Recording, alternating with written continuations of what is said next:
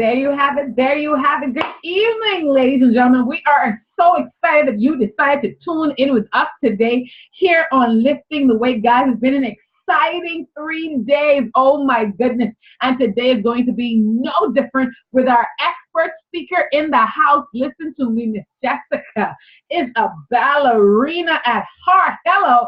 But she is a professional wellness and fitness coach in the spirit and physically. Listen to me. I've seen those legs and those arms work. My girl is a swan. But she's coming to us to share her testimony, her story, her journey in terms of health and wellness. Now, you might see this butterfly, you might see this ballerina, and you might see this swan and say, well, what is she going to say to me? I'm 200, 300 pounds. How can the words of wisdom that she's going to lay down today affect my life? Listen to me. Do not touch that dial.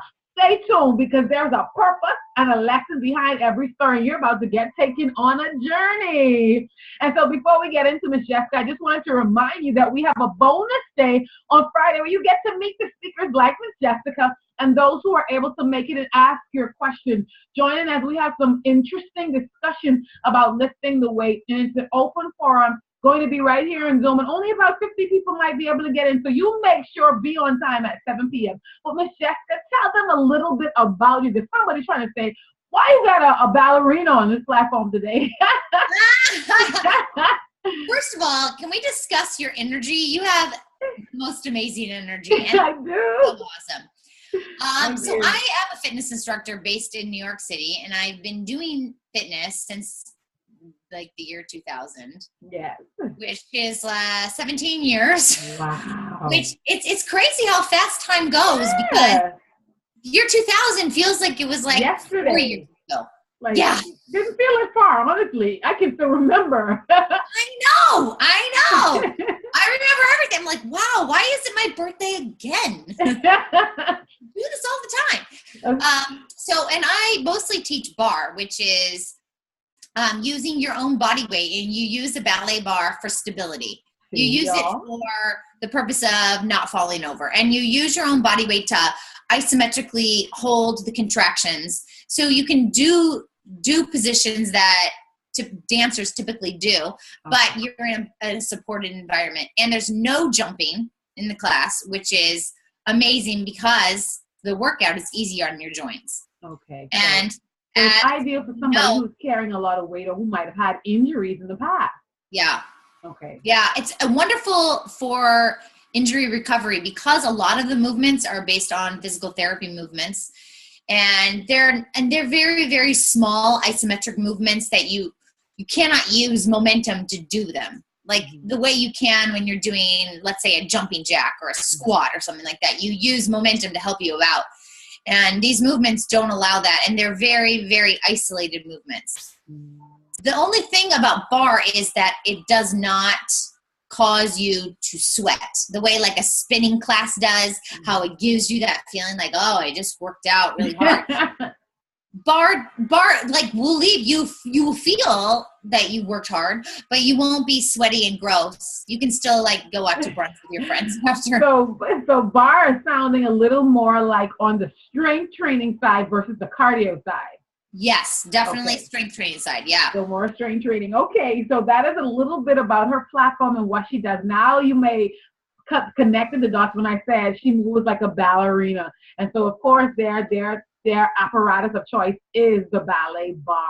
And so share with our listening audience today, Jessica, maybe your personal journey, your personal testimony. Because here's the thing about lifting the weight. When I promoted this platform, I let persons know that we are having professional experts in the health and wellness industry speaking to them today, but I also want to let the humanistic side in. And so many times we sit in audiences and the famous names are on the stage and they're talking, and some person's in the audience saying, man, you never walked in my shoe. You don't know what you're talking about. You don't feel like how I feel. And so this is why I was so grateful for the diverse amount of speakers that we had. Nutritionists, holistic practitioners, fitness experts, running coach. We had them all on this platform, each of them sharing their journeys and their experiences. And I'm sure yours is uniquely yours. But share with our listening audiences a particular moment or a particular experience that you would like to share with them that's actually going to help them in lifting the weight, whether physically, mentally, or emotionally. So what I want to share is something that has taught me to never give up and to not stop doing what I want to do. So 17 years ago, I was in a fitness class and my friend was teaching, so I was taking the class. And at the end of class, he's like, next week, I'm going to be gone and Jessica is going to be subbing. This was the first time I ever heard that. I have no fitness experience. I mean, the only fitness experience I have is taking classes. I never, ever taught before, nothing. And I was like, okay. And so I went in the next week and I taught the class and everyone left. Oh. Everyone, all of the students left. And I mean, I was bad. I had no experience. I had no business leading a group of people. And something inside of me was like, you know what? You better go learn how to do this so you can actually teach others how to do this properly without hurting themselves. Yeah. Because you luckily are young enough that you're like, you can throw your body around and you're not going to do too much damage. But like, if I hadn't gotten certified and figured out what I was doing, I could have very, very easily hurt myself and hurt someone else. So can I ask you a question? Okay, go ahead. Oh, sorry. So no basically, I just learned like, hey, this is what you want, go after it. And as silly as I felt and as stupid as I felt in that moment when everyone left the class, there was still something inside of me that was like, you want this, you better go do it. Find out how you figure out how you can make this happen. I love that. Guys, if you missed the moral of that story, she's saying that she was not trained, or this is not her original thought to become a fitness instructor. I don't think she ever thought about standing in the front of the class teaching any sort of fitness or anybody how to reshape their bodies. But it was thrown in her, and that's how destiny sometimes happens. It just drops in our lap. And so Jessica was thrust forward, unbeknown to her, but she was thrust into destiny. But guess what? In the beginning, it didn't look that way. In the beginning, it didn't sound that way. And in the beginning, she was no good. This is what she's saying to us.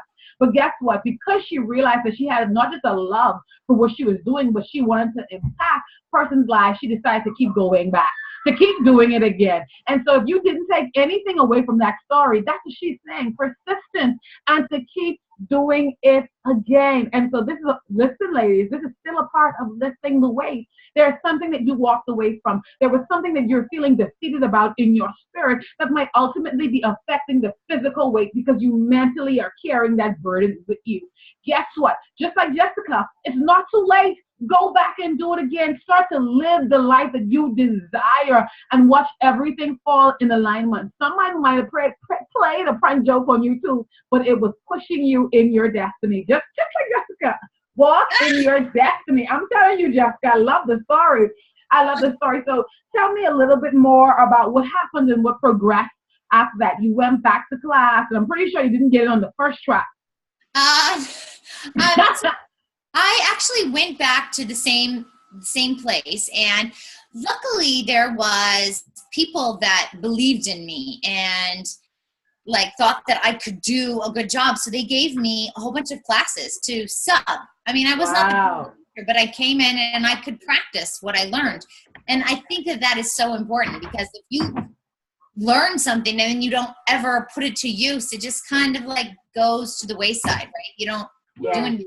But I had learned things and I needed to practice. And that's how you get good at anything, is doing it over and over again and learning how to listen.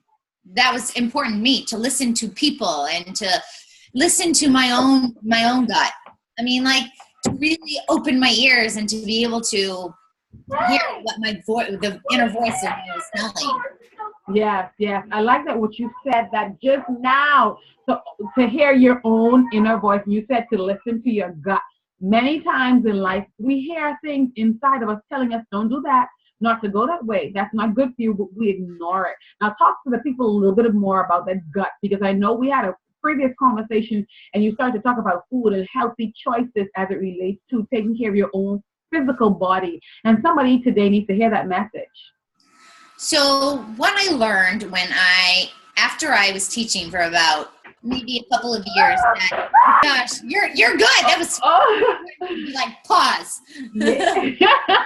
Girl, I gotta have this reflex button, guys. Listen, Jessica just makes me smile. We gotta have that quick kind of reflex going on, that where we listen to ourselves internally, and she has that reflex. At least she identified the voice, and this is why she's telling that story. We need somebody to identify that internal voice so that they can listen to it and then make the changes that it's saying. She's telling us that your body speaks. Bottom line, your body speaks. And when we ignore the sound of that voice and then we get this adverse effect, we have no one else to blame. So go ahead, Jessica, continue that along that same train.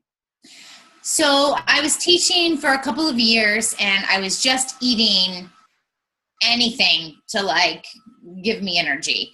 And of course, I would reach for a sugar, a simple sugar, like many people do. And it does give you a quick burst of energy, but it was making me crash, and I couldn't perform my job properly because I was not like feeding my body well enough. So I had to like take a step back, look at the food that I was putting into my body, and realize that the food that I put in my body gives me the energy to perform well. And if I don't feed my body well, I can't give somebody else a good fitness class. I can't like there's no I can't fake it, right? I could fake it when I was 22 years old, but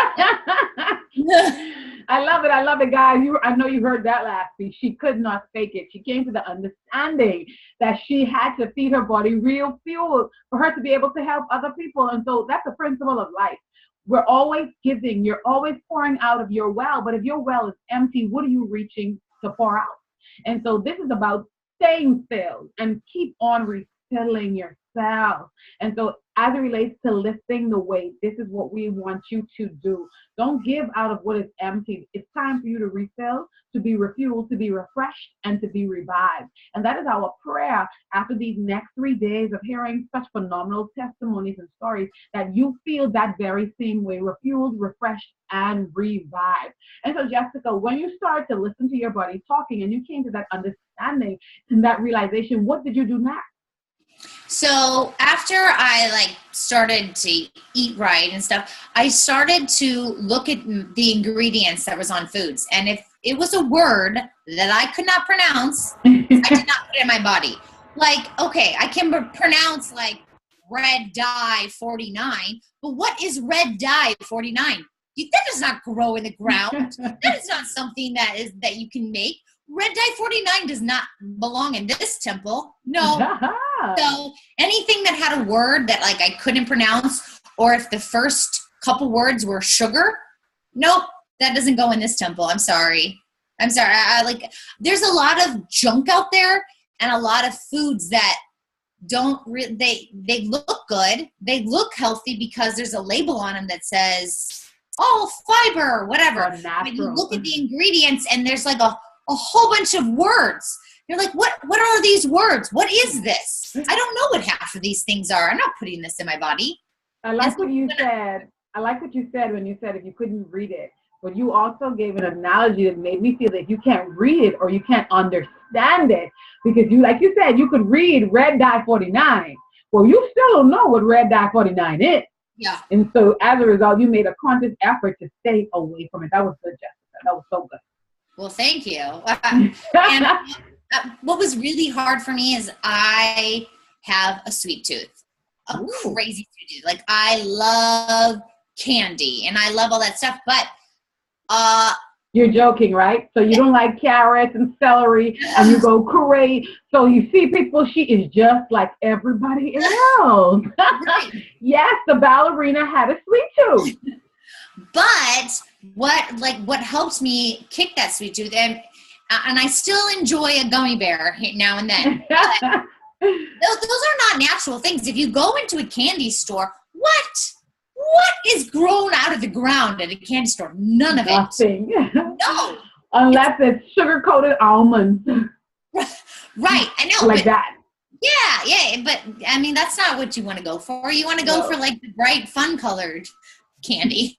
Who goes into a candy store and picks up almonds? Right. So My greatest moment was the day I went into a candy store and I bought nothing. I was like, I walked into this candy store and I don't want a thing. That was like a really big moment for me. And I hope that it can be a big moment for anyone that's listening and anyone that's watching, because you have the choice. You can choose to spend $20 and buy a whole bunch of junk, and that's going to leave you feeling bad about yourself. Or you can choose not to spend the $20 on the junk, and you can spend your $20 on something that is actually going to make you happy, because that candy's not.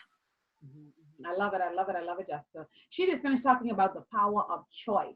I just shared a Facebook post and I said to somebody, I said, listen to me. Ability is not the problem. It's mindset. It's willpower. When I started my health and wellness journey at 320 pounds, I had no ability. I had no upper body strength, no training, no stamina, no endurance, none of the above. But what I did have was a strong why. What I did have was a desire for change. What I did know that if I stayed the same, it would ultimately lead to death. And so I had a strong enough motive to force me or to help propel me into learning and eventually receiving the information that I need to create change. And so Jessica's sitting here saying that she is no saint, but she took the steps that she needed to create change in her own body and in her own mind. I love the test, because that's what the candy store was to you. It was a test. It was one, a test of willpower, and two, to physically realize or acknowledge that you have changed something on the inside. And so for somebody today, we're asking you to put yourself to the test. But don't put yourself to the test before implementing the changes or the steps to create the change, because this is the true test of self.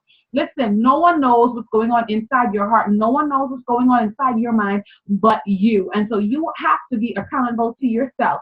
And especially in the beginning of a health and wellness journey, if you need support, reach out to us. That is what we are here for. You are not in this journey alone. We've had persons who suffer from obesity. We've had persons who suffer from bulimia. We have persons who suffer from anorexia, all on this platform over the past 3 days. I don't think there's nothing that you were sitting down that you would have walked through or experienced with a health and wellness journey that not one of our speakers either didn't touch on or didn't journey through themselves. So you are not alone. And with that said, Jessica, if someone is saying, listen, what you're saying sounds interesting, or what you walk through sounds like me, I have that sweet tooth.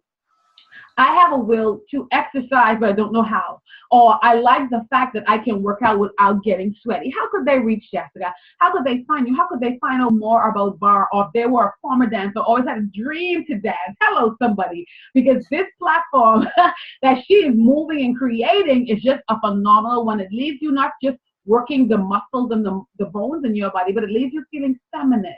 It leaves you feeling alive and awakened. And I've heard so much good things about it. Guys, if you see me walking around a tutu, Jessica turned me out. So you can find me on my website, which is sassygirlfitnessnyc.com. And you can find me on all your favorite social media platforms. Yes. And my handle is Sassy Girl Fit. Yeah. Everywhere it's Sassy Girl Fit. So Sassy Girl. Yeah. And on my website, I have links to videos that I have made that are on YouTube, and they are 100% free, which is awesome. Give us the website. It's sassygirlfitnessnyc.com. sassygirlfitnessnyc.com. So if you were in the NYC, if you were in the Jerseys, if you were in the area passing through, give Jessica a shout. Say, hey, girl, I watched you on lifting the weight. Listen, Jessica's going to do something extra special just for you. So is there anything else that you would like to say to our listening audience today, Jessica, as they are being so encouraged and inspired by the message that, one, when you had the opportunity to stop, you kept on going, and two, understanding that you weren't perfect yourself and that you had to fight your own battles for health and wellness, and you won. And so you just inspired somebody and let them know that they can now overcome the same battle that they're having. And so to end, what would you say to them today? Well, number one is you can't give up, right? If you want something bad enough, you will make time for it. Yeah. And there's so many times I hear people saying, I don't have time to exercise. I don't have time to eat right. No, If you want something, you make the time. You do. So I would say, like, if you want to do a fitness class and you have that desire in you, A, sign up. B, if you can't sign up, tell someone. I mean, you have social media. It's all over now. You make the statement, I am going to work out on Wednesday or whatever. If you have a friend, call a friend and make that date. You would not cancel a meeting. A boss doesn't cancel a meeting, right? Because of, personal situations. No, they don't cancel meetings. So working out is an important meeting you have with you. Don't cancel it.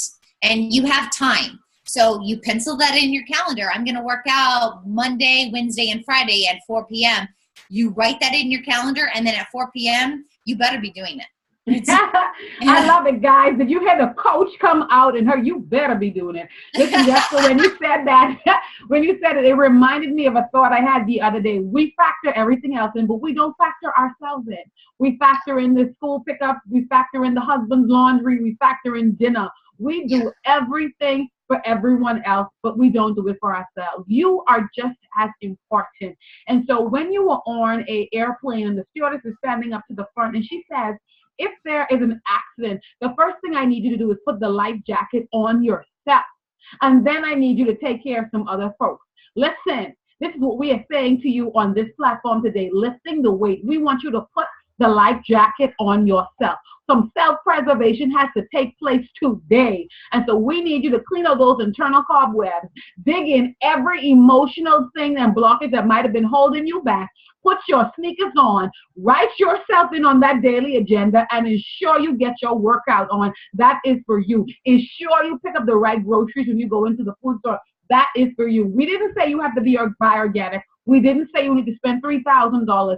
Little steps over a period of time yield consistent results. And I'm talking from experience, somebody. I'll say this last thing to you. A doctor bill of $30,000 is way more money than a grocery bill of $300. You do the math. Because if you continue to eat healthy now, you will avoid that bill later. But if you continue doing what you're doing now, you're going to see that bill a little later. And so we're trying to save you. We're trying to save them, Jesse. We're trying to save them. This experience talking, y'all. And so once again, ladies and gents, we just want to say thank you one more time for tuning in with us. We've come to the end of another segment, but as you guys know, this might be the end of this one, but we have so much more coming up for you. Don't forget to tune in on our bonus day. We'll be sharing the link on invitation only. That means you have to sign up to be a part of our event to even get the invite for the follow-up event. Come on now, somebody. So don't forget to share the program, the information, and this summit on your Facebook and social media platforms across the globe as we are bringing healing, health, and hope his way. Come on, there ain't no other way. I might as well tell you. From your girls, Sherelle and Jessica. Guys, enjoy your evening.